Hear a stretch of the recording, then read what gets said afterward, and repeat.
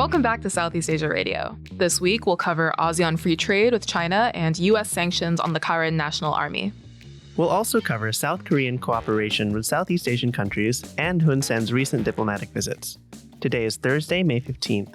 This week, Greg and Elina are joined by Marc Mealy to discuss Trump's first 100 days in office. Before that, let's start with our headlines.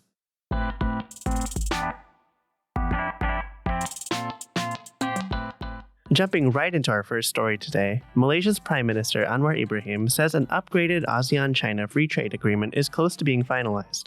As this year's ASEAN chair, Malaysia is using its platform to accelerate regional integration and position ASEAN as a more cohesive economic bloc. The proposed upgrades, focused on digital trade, green development, and customs facilitation, reflect Southeast Asia's shifting priorities toward high-growth sectors. For Malaysia and the region, deeper trade links with China are a strategic hedge. And for China, this is about locking in influence at a time when Western trade ties are more uncertain.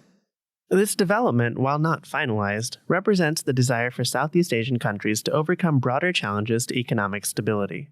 Amid tariff negotiations with the United States, Southeast Asia looks to other regional powers like China. China is the largest trading partner for most ASEAN members, and intra-regional trade mechanisms like the Regional Comprehensive Economic Partnership, or RCEP, reduce transaction costs and help stabilize supply chains. That said, this does not necessarily indicate a strategic alignment with China on broader geopolitical issues. For Anwar, securing the deal would underscore Malaysia's leadership in shaping ASEAN's post-pandemic recovery and navigating unforeseen global uncertainties, and signal Malaysia's individual balancing act between major powers. On to our next story. The U.S. sanctioned Myanmar's Karen National Army, or KNA, and their leader over cyber scams and human trafficking. The sanctions targeting KNA leader Sao Chit-thu and his sons are financial measures meant to disrupt the group's ability to operate and to punish them for their involvement in criminal activities like cyber scams, human trafficking, and cross-border smuggling. These are secondary sanctions, which means they primarily focus on freezing assets and preventing any interaction with U.S. financial systems. Cyber scams in particular have become a huge problem, as they often target people in the U.S. and cause financial damage and less trust in online platforms. By cutting off the KNA's access to international financial systems, the U.S. aims to disrupt their ability to fund and expand these illicit operations. But how effective these sanctions will be is yet to be seen. The U.S. has very little leverage inside Myanmar since the 2021 coup, and its embassy in Yangon has limited access to the military-controlled regime, and sanctions on state-owned banks and military leaders already isolate Washington from much of the country's power structure. Exactly. These new sanctions won't change the overall economic impact on the KNA. However, while the sanctions don't make a very large economic difference, they're still largely symbolic of U.S. intent and position. They allow the U.S. to signal disapproval of illicit transnational crime without direct intervention. Right. It tells partners like ASEAN members that the U.S. is still paying attention to Southeast Asia, despite its global commitments elsewhere. And you know who else is paying close attention to Southeast Asia?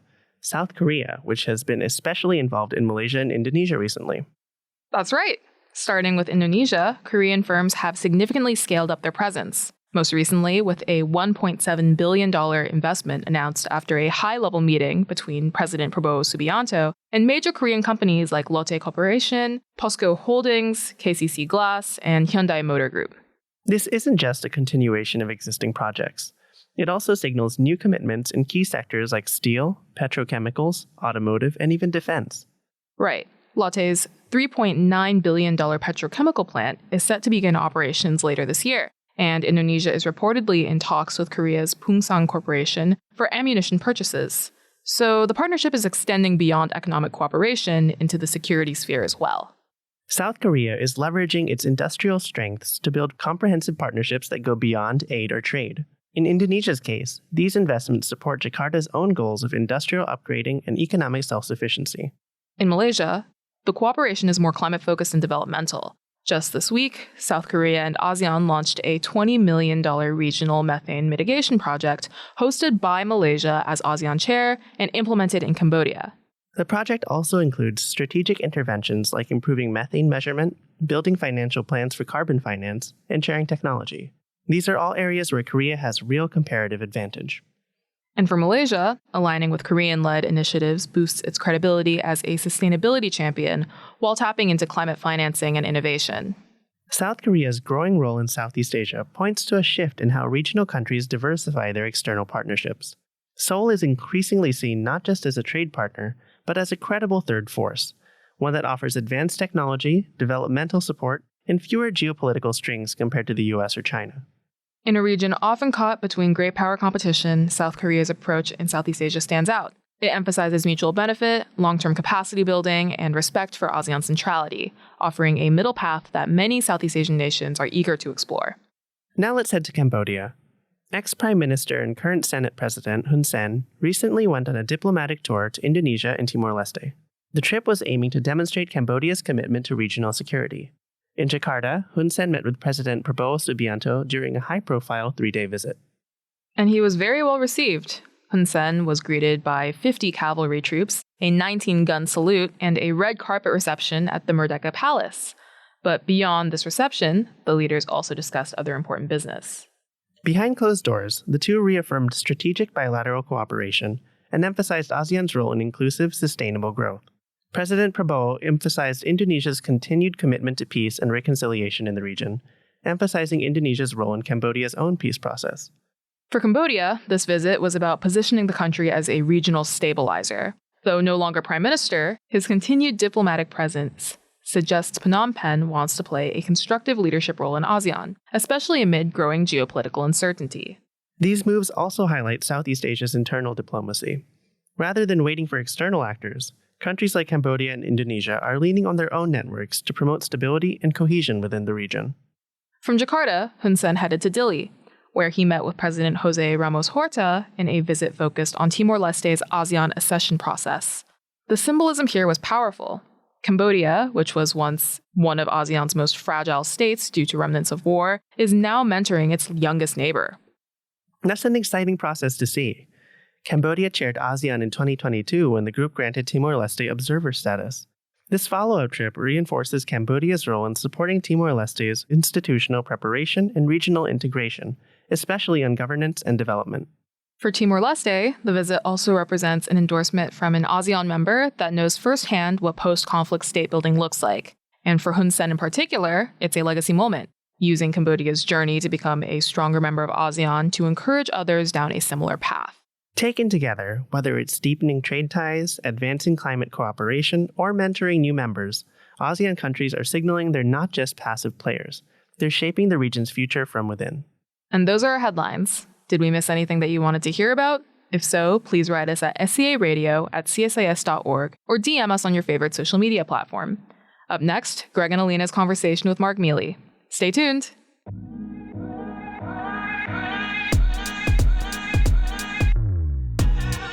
Welcome back, folks. As always, I'm Greg Poling with CSIS, joined finally after 2 missed episodes by Elina Noor of the Carnegie Endowment. Elina, it's so good of you to come back. Oh, go ahead and name and shame, Greg. It's good to be back. I've gotten nothing but email asking why I continue to do this without you. So thank you for If only that were true. saving our Apple and Spotify ratings by coming back. And today we're joined by Marc Mealy. Marc is over at the U.S. ASEAN Business Council, where he's Executive Vice President and Chief Policy Officer. So 3 creatures of D.C., even though Alina's not in D.C. anymore. And the reason we brought Marc on is to talk about the first 100 days of the Trump administration. We're recording on day 108, I think. And so folks will be listening on day 115, assuming they listen the day it comes out. But close enough, for our math. Marc, I was at CSIS for the first Trump administration. You were at USABC for the first Trump administration. This first 100 days feels a little different. Over at the U.S. ASEAN Business Council, what would you say the vibes are from the region? Sure. So, I think we came into the year, with a lot of very bullish perspectives, coming out of 2024. If you looked at sort of the trade numbers, U.S. ASEAN trade flows up. 4 ASEAN nations, it ranked in America's top 20 trade partners in the world, led by Vietnam at number 8, so to speak. And then, of course, lots of really, really big announcements around American FDI going into Southeast Asia, particularly sort of in the digital space. And while we, at USABC, we always recognize you get a change in administration and you can expect some things to be different, obviously, new administration comes along. But yeah, I don't think we fully anticipated the America First sort of trade policy orientation. and being led by sort of the universal tariffs and then reciprocal tariffs and other potential tariffs in the pipeline, to have generated so much both uncertainty in terms of where this relationship might be heading going forward, also with a mix of some commercial opportunities that may be emerging as well. But that's kind of where I think we are. And I think for the region in particular, as always, Southeast Asia, a lot of diverse perspectives. There were certainly some, stakeholders in Southeast Asia that maybe felt with the new administration, perhaps some new opportunities, maybe to move forward on some, economic engagement opportunities, or maybe to see the U.S. sort of maybe having less of a focus on certain areas that maybe weren't really very, very appealing to all the governments in the region. And then at the same time, I think there was a strong sentiment, though, that the relationship has the potential to continue to get better. And hopefully, I think there was a lot of hope that Southeast Asia, relative to the first administration, might be a little bit more valued in the second go around. And I think, as we recall, the first administration, there was a sense that the administration didn't really see a lot of value sort of in U.S.-ASEAN relationships. It's almost shocking that we didn't quite anticipate this, whether in Washington or in Southeast Asia, because President Trump in his first administration did what he said he would do for the most part. And he was very clear about what he would do during his campaign for the White House. And yet, I think there was a holdout of sorts for there to be some difference, some moderation in his campaign rhetoric. And now we've seen maybe not even the full force yet of the execution of his campaign promises. So I'm just wondering why it is that, in a way, we maybe underestimated or maybe expected a little differently from what he said he would do. Yeah, well, I think, Elina, you're spot on in the sense that we do know as part of the campaign, one component certainly focused on this idea of America and Americans are the biggest victims of other countries in the global trading system, right? And if you start from that sort of domestic political narrative, then how would you then try to translate that into actual policy, right, in terms of a new administration? So I think maybe that's one reason why maybe we didn't anticipate that, he would really do what he said he was going to do. I'm going to provide the solution to America being the victim of the global trading system. So that may be one part of the disconnect. But I think you're on to something in the sense that while people may have expected, again, certain types of changes, I think there was always a sense or a notion of, this is an administration or a president likes to make deals. And therefore, I think there were some in Southeast Asia who really felt like, oh, there might be deals that we could make with this administration that maybe we couldn't make with the previous administration. Now, again, some may still have that sentiment, but now they've got the whole other issue they're trying to navigate in terms of having up to potentially, 49% tax on American importers of a good that comes from Cambodia. That's something that I don't think anyone had any anticipation would be a potential reality. Yeah, I flew out of Phnom Penh the day before Liberation Day, and I can attest nobody that I talked to in Cambodia saw 49% coming. Yeah. But I think I both agree and disagree with Elina's point. Trump told us what he was going to do on the campaign trail, but he didn't tell us the details.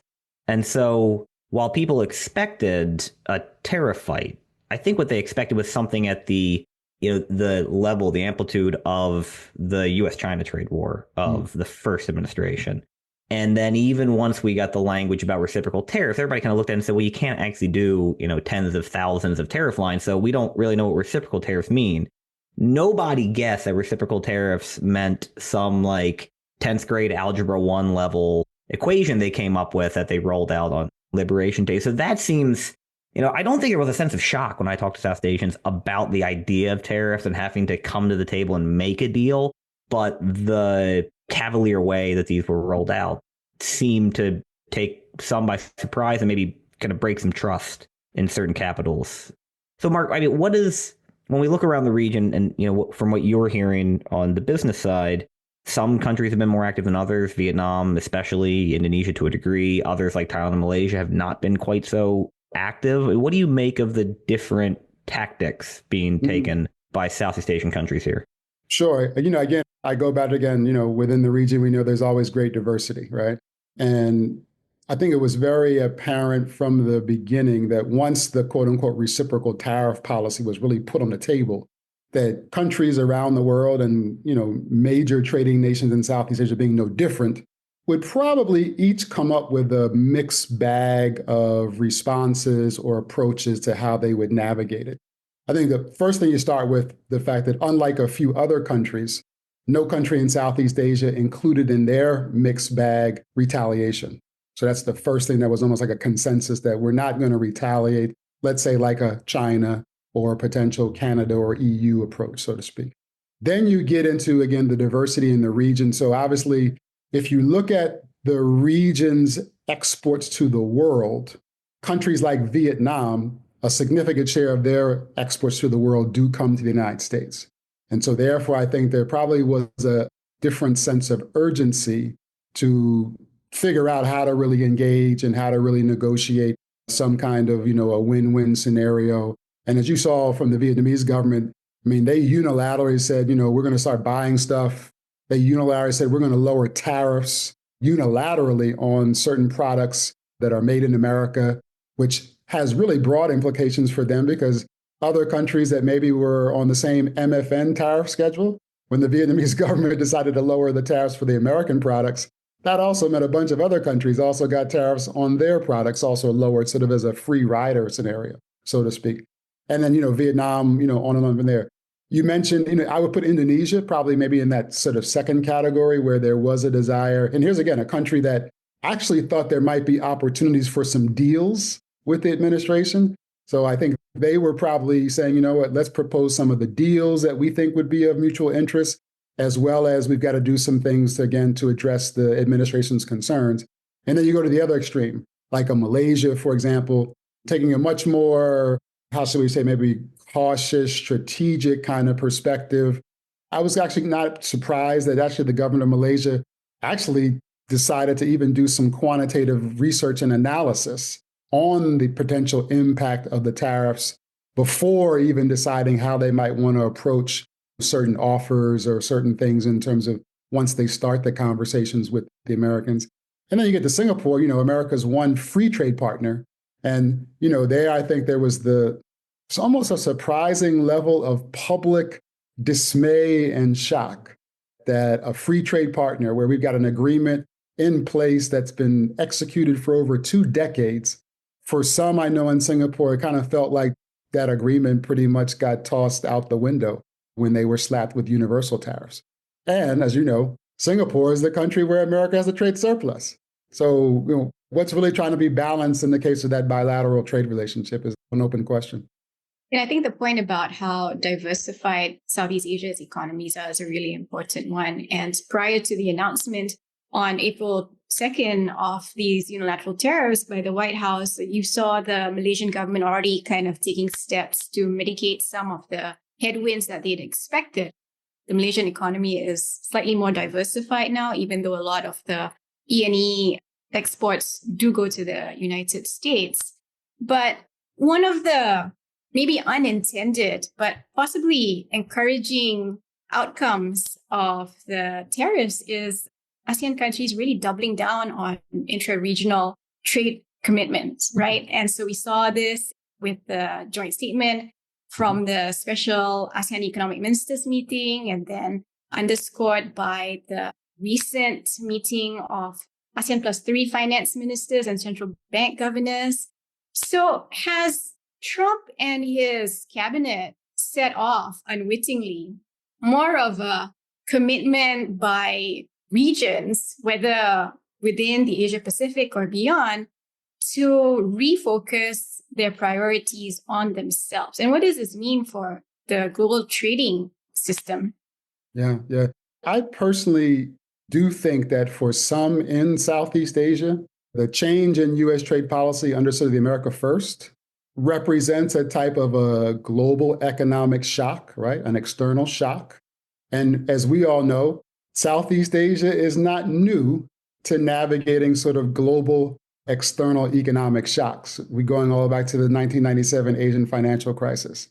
And when you think about what are some of the principles and lessons which that part of the world had to learn in a very painful way and have actually continued to learn over the last few decades, if this moment kind of reminds them of that past, I think you're absolutely right. It gives them a new incentive to really take a deeper look at some of the regional economic and financial cooperation and even integration frameworks, initiatives, and even agreements that do exist in the Asia Pacific region, and perhaps give them a new jolt of life, a new jolt of energy to say, oh, we've really got to move forward on some of these things. One thing that we're certainly watching in the case of ASEAN is that ongoing negotiations around their regional digital economy framework agreement.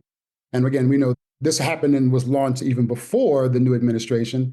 But since, Liberation Day, we're certainly seeing, I think, maybe a greater impetus to really make sure that this regional digital economy framework agreement delivers some potential real benefits for the economies at this time, and maybe again deepens sort of the integration, at least in terms of digital trade for the region. So I think you're spot on there, Elina, with that observation.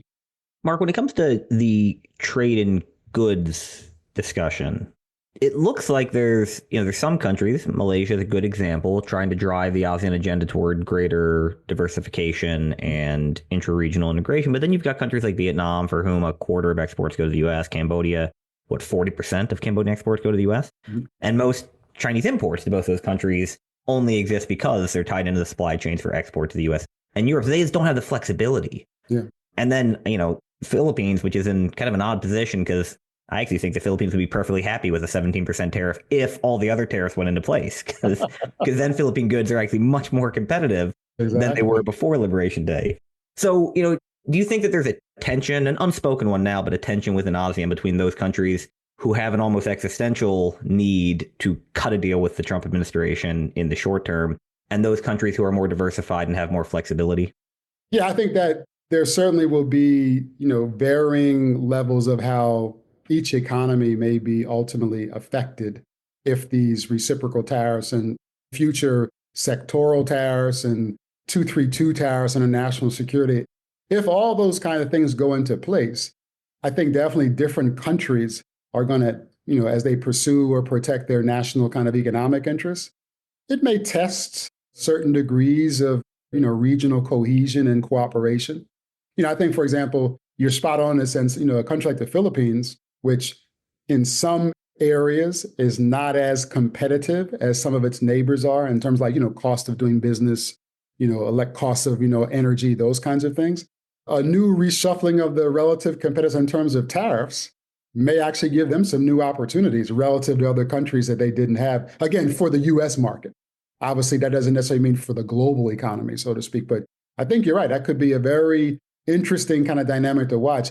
And I know we've certainly been keeping, at least one thing I've been keeping an eye on, so to speak, is one of the things that we do know from history was in these previous periods of, again, a global external shock. One of the things that was very beneficial for the economies in Southeast Asia were the policy choices that even China made in response to how to navigate those shocks, right? And here in this moment, that remains a very open-ended question. In other words, will China navigate the continued evolution of U.S.-China economic relations in ways that are within the spirit of deepening regional cooperation and integration? Or will they maybe default more to, again, okay, we got to protect our own sort of national interests? And does that then make some of the kinds of regional cooperation that's being talked about maybe actually a bit more difficult to actually execute? Again, we all know, very interesting meeting when the ministers of trade from China, Korea, and Japan had a huddle. And they all kind of made a nice public statement. We're going to try to develop more of a, coordinated and shared kind of response to the change in U.S. trade policy. Nice statement. Remains to be seen how that really gets executed going forward. These tariffs on April 2nd were almost all, if not all of them, focused on goods, right? Trade in goods. And there was some indication maybe or allusions to tariffs hitting services. And now we've just seen tariffs hitting movies from outside the United States. Not that this is going to damage any Southeast Asian film industry in any major way, but do these tariffs on movies now indicate more tariffs in other parts of the services industry that Southeast Asia should expect? That's a very interesting question that I know some of the governments in the region are beginning to think about. But I think, and again, I referenced the Philippine government, who, as you know, does have some very globally competitive services industries. And therefore, that would be very important to them to understand if that was sort of in the pipeline. But I think, again, so far, if we start from the premise that, as you said, Elina, it's all about goods, it's all about trade surpluses and trade deficits. To my knowledge, the administration has not really included services in sort of those assessments. And to that, Greg, as you said, that 10th grade algebra formula, right, didn't even include services. Even though if you did include services, one, the formula had to be different, but two, some of those trade deficits that the United States does have would actually be a bit smaller. Because as you know, the United States actually runs surpluses with a number of countries bilaterally in terms of services. So I think it's a question that we probably got to keep in the, I don't know, I'm going to say back of our minds, but maybe more in the middle of our minds, that who's to say that the administration may want to go there. But also I would add one final point. Let's be clear. When the administration began to talk about, we want to see countries reform some of their non-tariff barriers, they just weren't referring to non-tariff barriers that impact American goods exports. They were also talking about non-tariff barriers that actually impact, American corporations that are providing services, particularly digital services. So in some ways, it actually is potentially part of the G to G conversation, but not purely in the sense that you and I would think about in terms of we're trying to see, more of a balanced trade in services. Because again, we're a big services surplus to most of our trade partners in the world. Yeah. If in 50 something days, whenever the 90-day pause on the April 2nd tariffs expires, if we don't have deals with all of ASEAN, which seems extraordinarily unlikely since it's taken 30 days to get one deal with the UK, what happens? I mean, I don't mean like a recession is what happens, but politically, right? What do countries do to respond? Yeah, so I think that, again, we're going to get that range of kind of reactions. So obviously, again, countries have to do some of their own analyses to maybe even determine, for example, and again, I know the governor of Malaysia has done this because I've spoken to some officials there. If you look at the composition of a given country's export products to America that now may face, quote unquote, higher import taxes for anyone who wants to buy those products. As you know, some of those products, I would say, are probably somewhat price inelastic. Things like semiconductor chips, things like medical devices and those kinds of goods. So let's say, after 90 days, a certain chip, imported from, Vietnam or Malaysia, now the importer in America has got to pay, a 25% tax, right, on that chip. I don't think for that particular product, Malaysia's or Vietnam's export is going to go down by 25%. In other words, I think they may lose some of that business, but I think you and I know for a product like that, that importer is going to pay the tax and still import those products because they need those products as they're feeding into whatever manufacturing or other thing they're supplying, so to speak. So I think that's got to be part of the calculation. Second piece for sure, and Elina, this goes to the point you raised earlier. Not only has the whole America First trade policy potentially galvanized, fresh energy towards, deeper regional economic cooperation and integration, but it's also now catalyzing more countries in the region to get more serious about even diversifying their trade partnerships, including joining other preferential free trade agreements. So I think that's something that we would definitely see new energy if these tariffs go into place, if governments are seeing maybe some of their exports because of import taxes, they're losing market share or they're seeing those flows go down, they're going to be incentivized like the Philippines. We're now going to formally apply to become a member of CPTPP. Indonesia, the same way. I think there's other potential agreements, the EU, now doing bilateral negotiations with 3 ASEAN countries to basically put in place sort of comprehensive FTAs there. I could see fresh energy by governments in Southeast Asia to say, oh yeah, we're really going to try to get these things done. And of course, the other big one out there is the ASEAN Canada FTA negotiations, which are also ongoing. I could see a lot of shared energy to see, let's try to get this deal put in place as one way of navigating the change in U.S. trade policy. What does it mean for the U.S.'s place in the global trading architecture? Are we going to see it minimizing if this continues? Well, I think the rhetoric is one thing, then we get hit with the reality, right? It seems like every time we're hearing more and more about, the current administration has this vision that some might say really boils down to changing America's role sort of in the global economy, right? From what it has been, which is the number one importer in the world, a major source of consumption, right, of everybody else's exports going into America. If that's going to fundamentally change, by design or by accident, if we go into a recession, I think it does then, force other countries and really more companies to maybe kind of, again, reassess where do they find the growth? Where do they look for growth in terms of business growth? And I think it's safe to say if you look at the Q1 2025 GDP growth numbers, once again, Southeast Asia really outpacing the whole world, even with the global headwinds they're facing. So I think maybe it does lead folks and businesses around the world to maybe increase the value they see of Southeast Asia and the Asia Pacific region as a whole. Because if we're really going to see, again, a kind of a shift in America's sort of position in the global economy, at least from the rhetoric, I'm not really sure that that rhetoric is going to be matched by reality at the end of the day. Can you envision companies, American companies, having to adopt their own America Plus One strategy, recognizing that, there's a global market of 7.5 billion people out there and only 320 million in the US? Yeah, I think that's, to me, a very valuable question to begin to contemplate for a number of reasons. But the one I really think is going to be a clear signal that maybe kind of have to assess this. We all know there are lots of, world-class businesses in the territorial, part of the United States, export high-quality products, et cetera, et cetera. But I also know a lot of those businesses require inputs that are oftentimes imported from other countries.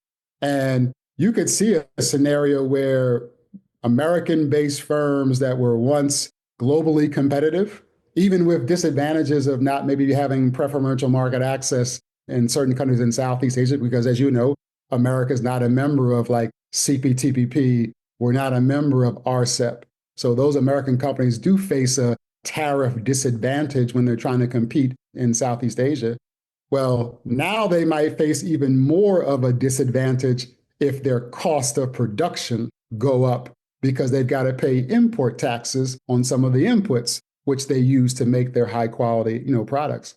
If we see that kind of reality, I think you would see some companies say, you know what, in order for us to be an American company that is able to compete in international markets, we may need to, source or take advantage of our output from our factory in Canada or from our factory in Mexico in order to service the customers that we think we can get to in a place like Vietnam or a place like Malaysia or Thailand. Because again, those jurisdictions, they do have duty-free access. And they may, from a cost competitive point of view, might just be the best way or the only way to kind of really stay competitive. So I think you could see that sort of emerging of, again, an America Plus strategy, just as we have seen for the last couple of years, obviously the development of China Plus strategies. I'm going to put you on the spot, Mark. Would you say that trust has been one of the top fallouts of the first 100 days of the Trump administration, particularly with Southeast Asia, since the region is so heavily reliant on the international trading system? Yeah, I think that's been something that's been raised by a few, government officials in the region. Again, I think, the Prime Minister of Singapore's statement, the level of disappointment in the sense that, again, long-standing agreements that, again, seem to no longer matter as much and don't count for much. And as you guys know, as for countries in Southeast Asia, where unlike America, significant sources of their economic growth come from participating in the global trading system. And if there's a perception that, U.S. trade policy is now a source of uncertainty in the global trading system and, sort of a reduction in the trust in that system, that has bigger implications, I think, for major trading nations in Southeast Asia than perhaps larger economies with maybe larger domestic economies, so to speak. So I think that is always, I point to that question, Elina, as you mentioned, in terms of the relationship part of it, right? We all know businesses, navigate to the best of their ability, utilizing their resources, et cetera, et cetera. But the relationships are often very much rooted in feel like if we sign something, if we have an agreement between two governments, that agreement really, matters and stands for something. I could imagine that now becomes a bit more of a question or something that has to be explored as opposed to maybe historically kind of being like a given. I think that maybe is the kind of subtle change that we might be seeing. And as we all know, some of our other trade competitors, that's a narrative they're certainly using, right? They're certainly playing, we are much more trustworthy trade partners in the global trading system than this other country, so to speak. So rightly or wrongly, that perception and those narratives are certainly, I think we're seeing them much more prevalent. Well, we're going to have to leave it there. It's, again, 108 days in. It feels like a heck of a lot more than that. But maybe we can bring you back for, I don't know, day 465 and see how we're doing at that point next year. Mark, thanks so much. It won't matter, Greg, by then. Well, as long as Spotify and Apple are still there, we'll still have a podcast. That's true. And again, I think, if once we get through reciprocal, again, I think we've got more stuff to look forward to. I mean, here, all of us today, we just contributed to the U.S. surplus in services exports. There you go. So thank you, listeners abroad. Not that the administration counts those. Elina, thanks for coming back. Mark, it's great to have you. My pleasure. Thanks all of you Great for to be with listening. you both. We will be back in 2 weeks with the next episode of Southeast Asia Radio.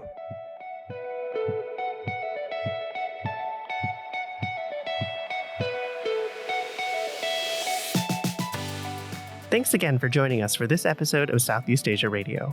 Feel free to write us with any comments, questions, or feedback at searadio@csis.org, and we'll be sure to answer your questions. Do us a favor and subscribe and give us a rating on Apple Podcasts or Spotify or whatever streaming platform that you listen to us on.